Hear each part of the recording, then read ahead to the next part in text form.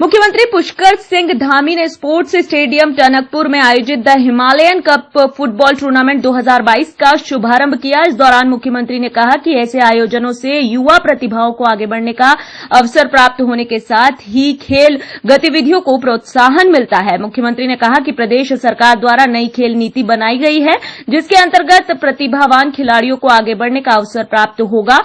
खेल नीति के अंतर्गत युवा खिलाड़ियों की खेल प्रतिभाओं को बढ़ावा देने के लिए विभिन्न खेल स्टेडियमों का निर्माण भी किया जा रहा है। खेल प्रतियोगिता आयोजन हुआ है, इसके लिए यहाँ पर हमारे अरोड़ा जी है, देवू भाई देवेंद्र जी है, हमारे पंत जी हैं, काव्य जी भी आए हैं वहाँ से। ये सब लोग यहाँ पर इस प्रतियोगिता का आयोजन कर रहे हैं। वहीं टनकपुर के सभी लोग इस आयोजन में अपना योगदान दे रहे हैं, वो सभी भी बधाई के पात्र हैं। मुझे ये बताया गया है कि हिमालयन राज्यों के साथ साथ ही अर्धसैनिक बलों की फुटबॉल टीमें भी इस टूर्नामेंट में प्रतियोगिता में भाग कर रही हैं, जो अत्यंत ही मैं कहूं कि सराहनीय पहल है, सराहनीय काम है। इसकी जितनी भी तारीफ की जाए उतना कम है।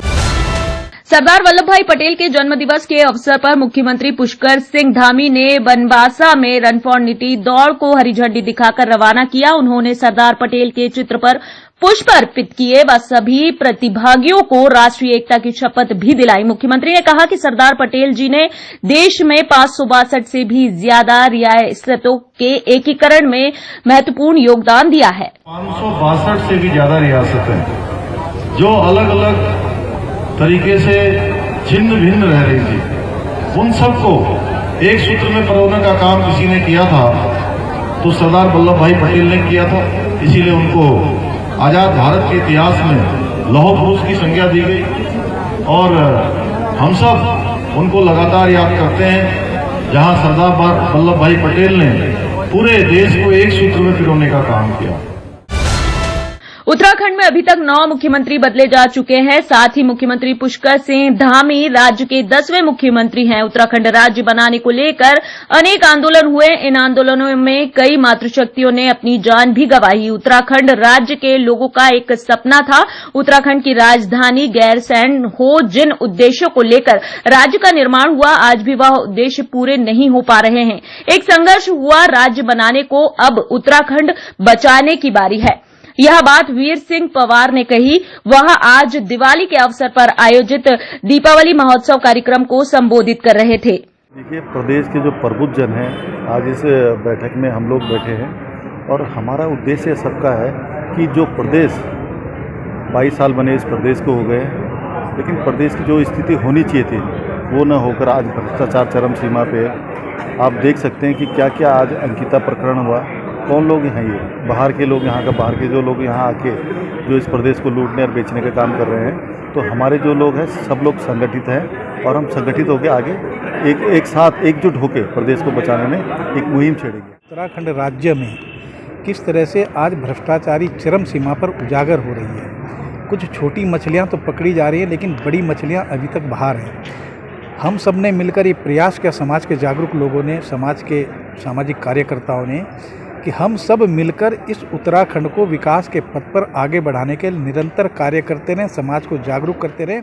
ये वो वर्ग है जो उत्तराखंड के बारे में दिल से विचार करता है, जो हम लोग जो चाहते हैं कि उत्तराखंड बदलना चाहिए। उत्तराखंड की जो समस्याएं हैं उनको आज हम लोग दूर कर पाए, उसको लेकर एक विचार विमर्श मंथन यहाँ पर रखा गया।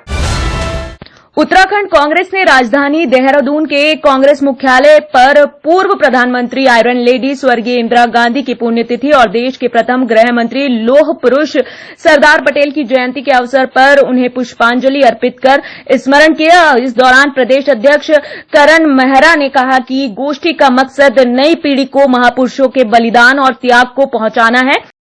आयोजन का मकसद जो है सरदार वल्लभ भाई पटेल की जो उपलब्धियां रही हैं उनका, क्योंकि आज जन्म दिवस है, जयंती है, और इंदिरा जी का शहादत दिवस है। दोनों ही महान विभूतियां कांग्रेस से हैं और उन्होंने राष्ट्र के लिए अनेकों कार्य किए हैं और उनका बलिदान इंदिरा जी का जो है वो भी बहुत महत्वपूर्ण है, जिसकी जानकारी नई पीढ़ी को होनी चाहिए। इसीलिए गोष्ठी का आयोजन हमने किया है और जो विचार आने चाहिए वो आने थे, क्योंकि एक पार्टी विशेष अब पटेल साहब को अपने से जोड़ के देखने की कोशिश कर रही। डॉक्टर महेंद्र नाथ राणा भारी उद्योग मंत्री भारत सरकार आज हरिद्वार पहुंचे, जहां राष्ट्रीय एकता दिवस पर एकता दौड़ को उन्होंने हरी झंडी दिखाई। उन्होंने कहा कि जिस तरह से सरदार वल्लभ भाई पटेल ने पूरे देश को एकजुट किया है, उस तरह से हमें भी एकजुट होकर कहना होगा। अंग्रेजों की हुकूमत के दौरान अंग्रेजी शासक नहीं चाहते थे कि भारत में एकता हो, लेकिन सरदार वल्लभ भाई पटेल ने यह कर दिखाया। उनके आदर्शों से हमें सबक लेना चाहिए। इस मौके पर उन्होंने भेल के कर्मचारियों सहित सभी को शपथ भी दिलाई। इस मौके पर उत्तराखंड के पूर्व मुख्यमंत्री रमेश पोखरियाल निशंक भी मौजूद रहे। 565 रजवाड़ों का कूटनीति से विलय किया, जूनागढ़ से जन्मत, जिसे सरदार वल्लभ भाई पटेल की दूरदर्शिता एवं कार्यों द्वारा ये जयंती पर पूरे देश के अंदर राष्ट्रीय एकता दिवस के रूप में हम सब मना रहे हैं। माननीय प्रधानमंत्री श्री नरेंद्र मोदी जी ने इसके लिए विशेष प्रेरणाएं दी हैं और माननीय गृहमंत्री जी ने संपूर्ण देश की सभी संस्थाओं को, उपक्रमों को एक विशेष निर्देश दिया है कि अमृतकाल के राष्ट्रीय एकता दिवस को बहुत उल्लास के संग मनाया जाए। उसी क्रम में भारी उद्योग मंत्रालय के लोगों ने आज भेल की स्मृति देश के पहले गृह मंत्री लौह पुरुष सरदार वल्लभ भाई पटेल की जन्म जयंती राष्ट्रीय एकता दिवस के अवसर पर अशोक कुमार पुलिस महानिदेशक उत्तराखंड द्वारा पुलिस मुख्यालय प्रांगण में उपस्थित समस्त पुलिस बल को राष्ट्रीय एकता की शपथ दिलाई। अशोक कुमार ने कहा कि सरदार वल्लभ भाई पटेल की देश के एकीकरण में महत्वपूर्ण भूमिका रही। उनकी दूरदर्शिता और कड़े निर्णयों से ही देश की एकता और अखंडता संभव हुई है।